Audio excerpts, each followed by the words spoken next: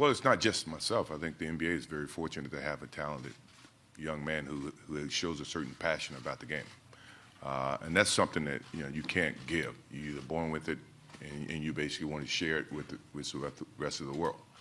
We looked at Zion being a impact player that would bring energy to the game of basketball, and we can do it with a lot of different factors and different ways of endorsement and marketing. So it was a great opportunity for us, and I imagine the league has quite a number of those people. But we were very fortunate that he chose us, and we look at every opportunity to expand to him, to the consumers, and yet showcase his personality and his basketball skill. At the end of the day, we can't play basketball for him, but we feel like he does present us an opportunity to showcase his talents, and that's what our job is going to be. And it's a great partnership, and I think what you saw the other night was a taste of what you're going to see coming forward. He still has a lot to do, but I think his passion for the game is coming through the way that he plays, and I think that's great for the league. That's not just great for Jordan. No, I just think that we play in different eras. He's an unbelievable player. He's one of the best players in the world, if not the best player in the world. I know it's a natural tendency to compare eras to eras, and it's going to continue to happen. I'm a fan of his. I love watching him play, but it's as you can see, our league is starting to expand on very talented players, and I think he's made his mark. He will continue to do so over a period of time. But when you start the comparisons, I think it is what it is. It's just a standard of measurement. And I take it with a grain of salt. He is a heck of a basketball player, without a doubt. Well, I think you got a lot of different descriptions about how I would play in this basketball game. I'm pretty sure I would make my adjustments. I think the game would still be played with a sense of passion. I don't think the passion in the game of basketball has changed. I think the talent has changed. I think the versatility has changed. Yeah, you have younger players and you have bigger players. But overall, you still have to shoot. You still have to defend. You still shoot free throws. You still shoot threes. You do all those things. You have to play as a team. Those things transcend generations. So, I mean, as much as I would have played here, things would have been totally different. I wouldn't have played it. I would have been playing against LeBron James. I would have been playing against Anthony Davis, as opposed to playing against Magic Johnson and Larry Bird. Now, would I had, as much success? We'll never know. I'll let you guys speculate on that, but I think my passion to the game would have been the same. I love the game of basketball. Do we have time for this? I mean, you're going to test my memory. Tony Kukoc is number one. I don't know why. Petrovic, Sabonis.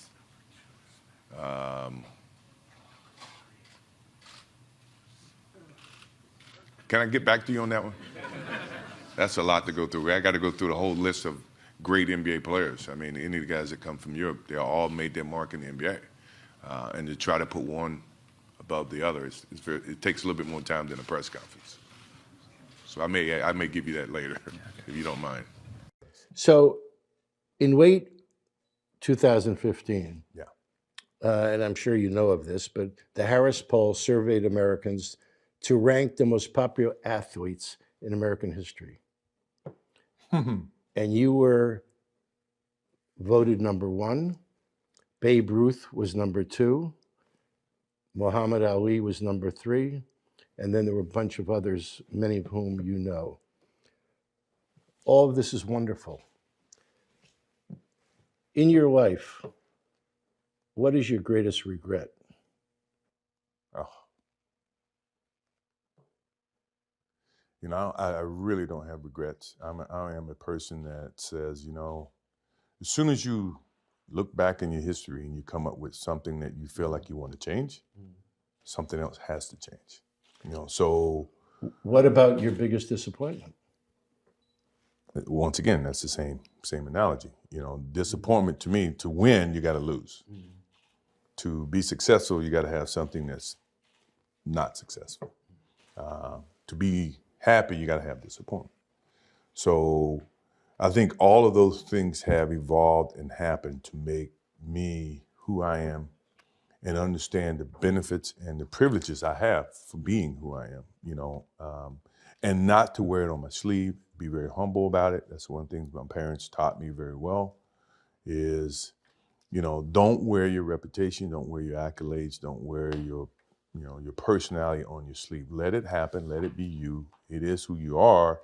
Don't hide from it, but don't wear it and rub it in people's faces. So, when you sit there and you say, well, in 1990 or 2005, they voted me as like the best or the most popular athlete. Well, it's ironic that I'm the youngest of the three. So in essence, it's all relevated on who is watching now. If you ask 20 years from now, I'm pretty sure LeBron may beat me, based on who's going to be making the voting. So I say that to understand that, it is what it is. I don't wear it. I don't showcase it. I don't rub it in other people's faces. Someone else's opinion. If you ask me, I can never give you an opinion about things like that because as an athlete, all you want to do is be the best athlete you can be. Well, when there is his hometown, or is the city not an issue? It's what are the criteria upon which they hope they get drafted by a certain team? Well, I mean, I think that's a little bit hard to determine because you in a professional league of multiple teams. When I say a league, you want to be able to have competitive balance within the league. And if a player or an individual can choose based on the city to go to whatever respective team that he wants, you may have, you're going to have some discrepancy in terms of the talent pool and the competitive nature of it. So if everybody wants to go to Chicago, you only can have 12 jobs in Chicago. Chicago going to get all the best players. What about Dallas? What about Washington? What about these other cities? Detroit, Indiana, where they may not be metropolis of cities, but they still have passion for the game of basketball. And you're starting to see a little bit of it now to where all the stars are starting to gang up and go on one team. I think it's going to hurt the overall aspect of the league from a competitive standpoint. And you're going to have just one or two teams that's going to be great, and then the other 28 teams are going to be garbage. Or they're going to have a tough time surviving in the business environment. So what role Seems to be very innocent can be always being misinterpreted. in the conversation of 5-10 years ago was always who's greater, who's going to be the greatest, him or Jack, and that conversation is pretty much over to most people. I beg to differ, and I'll give a different analogy to that because, first of all, you're never going to say who's the greatest of all time. To me, I think that's more for PR and more for selling stories and getting hype. Jack and Tiger never played against each other. They never played in the same tournament. They never played with the same equipment. They never played with the same length of golf course. I never played against Will Chamberlain. I never played against Jerry West. To now say that one's greater than the other is being a little bit unfair. I think when you can see the similarities and you understand, this is one way you can judge the two. How much impact did each change or evolve the game? Jack during his time when he played, or Tiger during his time. Now, obviously Jack won more during the time he played.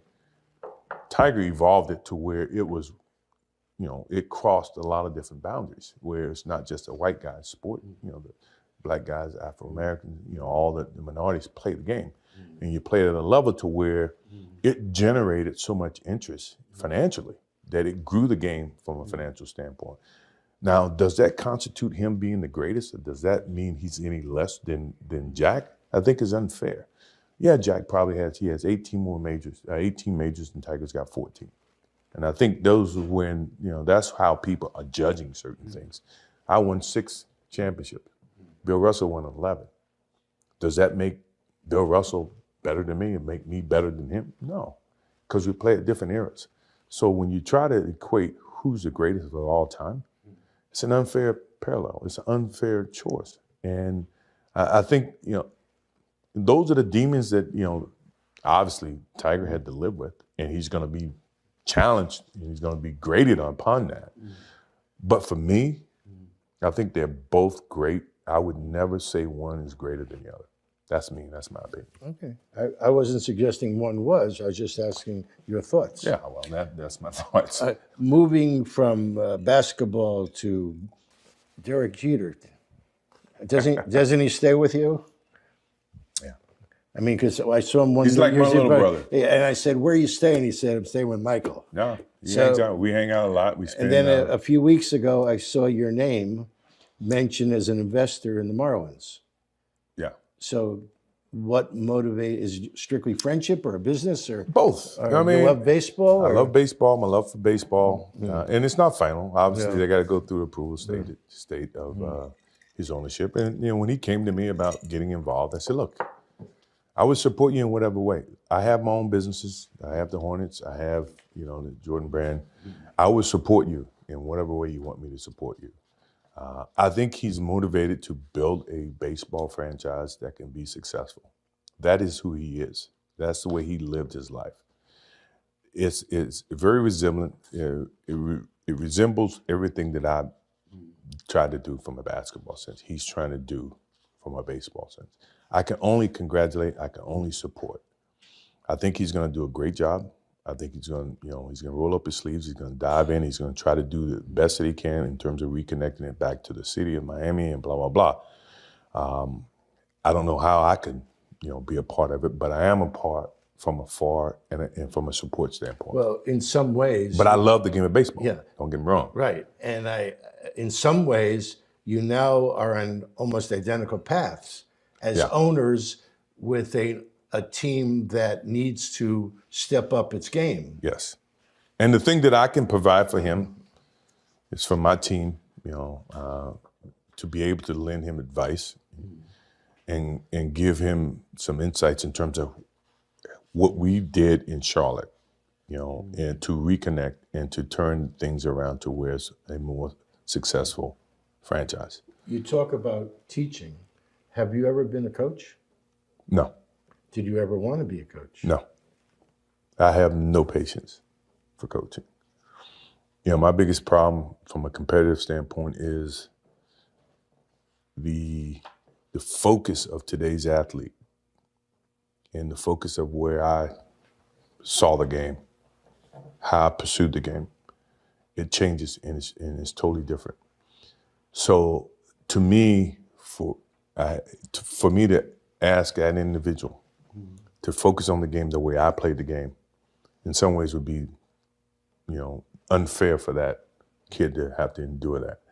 And if he didn't do it, no telling where my emotions would be. I don't think I would have the patience for it. So in essence, coaching is something that I've never really felt I could do from an emotional standpoint because I'm much different and I have a different perception about things than what the kids do today. Because it's a cigar magazine, and because I'm trying to reach out to what my reader would want to know about you, I'm sure they would all like to know, you said you smoke 6 cigars a day. Sure. What do you smoke? What are your favorite My cigars? favorite? Yeah. Partagas Lusitanians is my favorite. And that's, So you like a big cigar? I like a big cigar, but I don't, I can smoke a small cigar too. I like variety.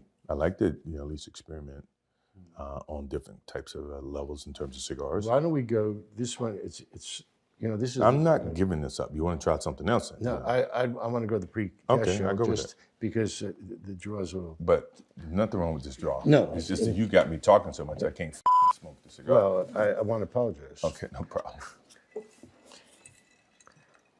I don't want to leave without having this cigar. So, and I I don't was want. hoping you forget. No, and I There's don't want more you. for me. I don't want you taking home the box, and I don't open these that often.